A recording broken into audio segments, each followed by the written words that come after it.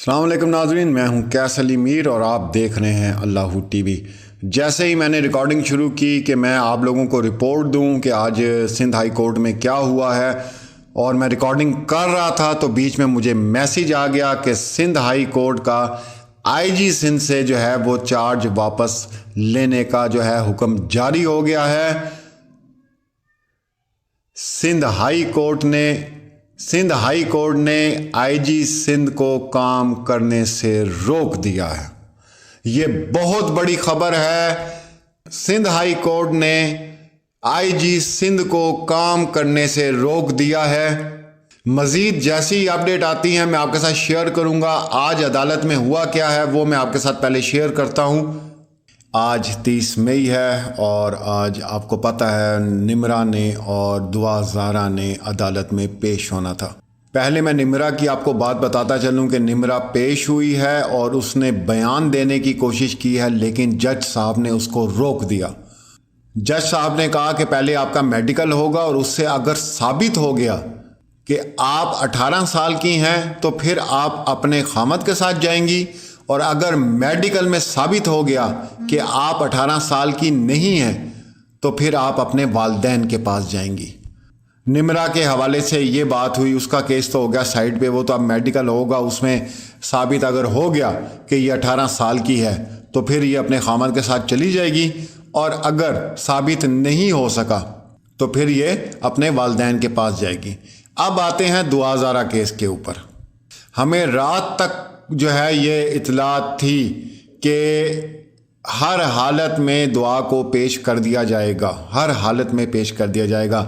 ये अब बेहतर अल्लाह जानता है कि दुआ ज़ारा कहाँ पर है। क्या वो कराची में है, लाहौर में है, केपीके में है, कहाँ है? लेकिन लास्ट जो हमें खबर थी रात 2:30-3 बजे तक वो यही थी कि उसको जो है अदालत में पेश कर दिया जाएगा। अदालत की कार्रवाई सुने कि अदालत में क्या हुआ। मौजूद जज साहब ने सवाल किया कि दुआ ज़ारा कहाँ है, तो आईजी सिंध हैं, उन्होंने आज खुल के ये बात बोली है कि सर हमारे हाथ में कुछ भी नहीं है, आप मेहरबानी करें कि केपीके के जो आला हुकाम हैं उनको आप नोटिस दें कि वो हमारी मदद करें कि हम बच्ची को जो है वो प्रोड्यूस कर सकें। ये आज पहली दफ़ा उन्होंने अल्फाज इस्तेमाल किए हैं। जज साहब नहायत गुस्से में, दोनों जज साहिबान बहुत गुस्से में थे, बहुत ज़्यादा गुस्से में थे। वो 5 मिनट का भी इन लोगों को टाइम नहीं दे रहे थे। जज साहब ने यह भी आईजी साहब को कहा कि आप खुद कहते हैं कि वो माली है, माली के पास इतनी ताकत कैसे आ गई है कि आप लोग पहुंचने वाले होते हैं तो वो जनाब वहां से मूव हो जाते हैं। तो ये हर हालत में जो है एक मुनज़्ज़म गैंग है। ये मुकम्मल उन्होंने लफ्ज़ इस्तेमाल किया कि ये गैंग है, ये इस तरह जो है नॉर्मल केस नहीं है। जज साहब ने यह भी कहा कि दुआ ज़ारा को अगर वो अफ़गानिस्तान भी ले जाएंगे ना, ये जो गैंग है, तो हम अफ़गानिस्तान से भी मंगवा लेंगे, इसकी आपने टेंशन नहीं लेनी, हम उधर से भी उसको मंगवा लेंगे।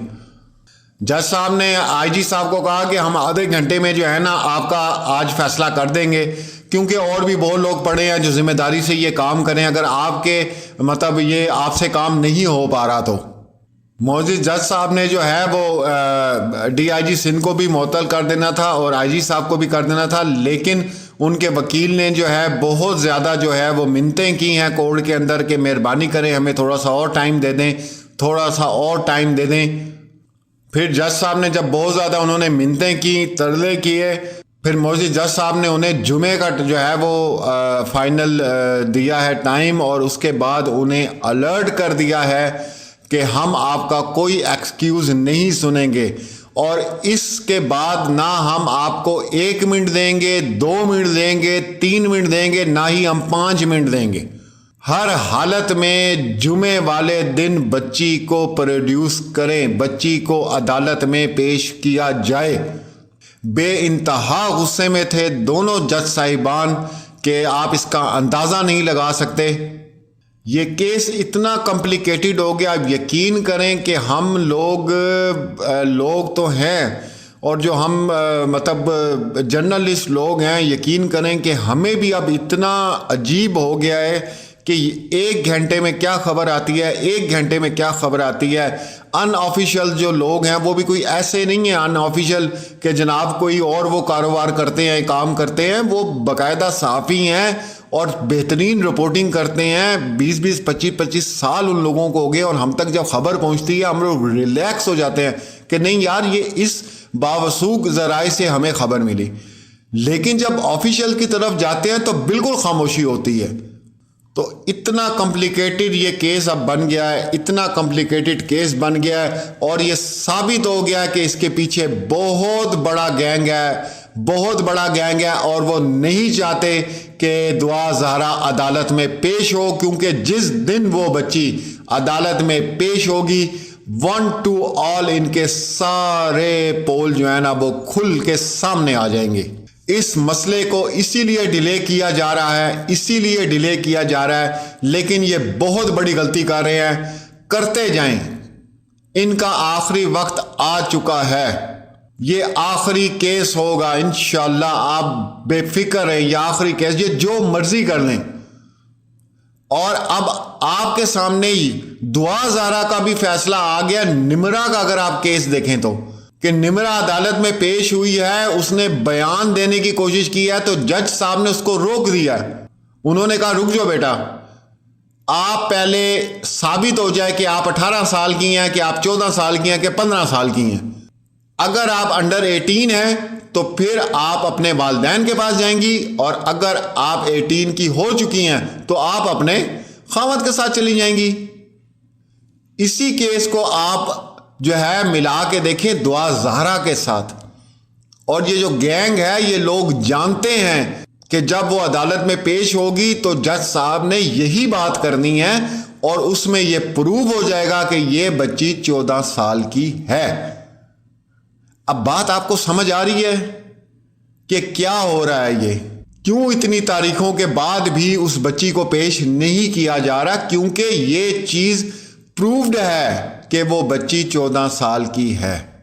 जब वो बच्ची 14 साल की होगी तो फिर आपका निकाहनामा भी खत्म हो गया, फिर आपकी बाकी जितनी आप लोगों ने डॉक्यूमेंटेशन जाली बनाई हुई हैं वो सब खत्म हो गई हैं और सब लोग कटहरे में आके खड़े हो जाएंगे जो जो इसके अंदर मुलविस था।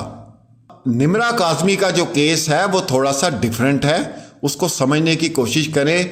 दुआ ज़हरा का जो केस है वो किडनैपिंग केस है, मुकम्मल किडनैपिंग केस है।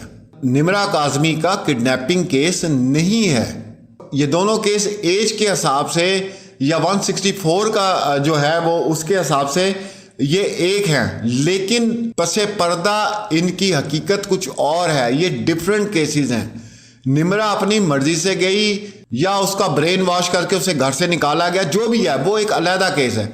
ये केस मुकम्मल अगवा का केस है और इसके पीछे एक मुनज़्ज़म गिरोह है और इसकी तमाम तर शबीर अहमद ने इन चीज़ों की जो है अपना जिस्मानी रिमांड के बाद हर एक चीज़ को खोल खोल के उसने बयान कर दिया कि जी ये सारी चीज़ें थी। अगर वो वीडियो आपने मेरी नहीं देखी तो प्ले लिस्ट में जाएं, वो वीडियो आपको मिल जाएगी।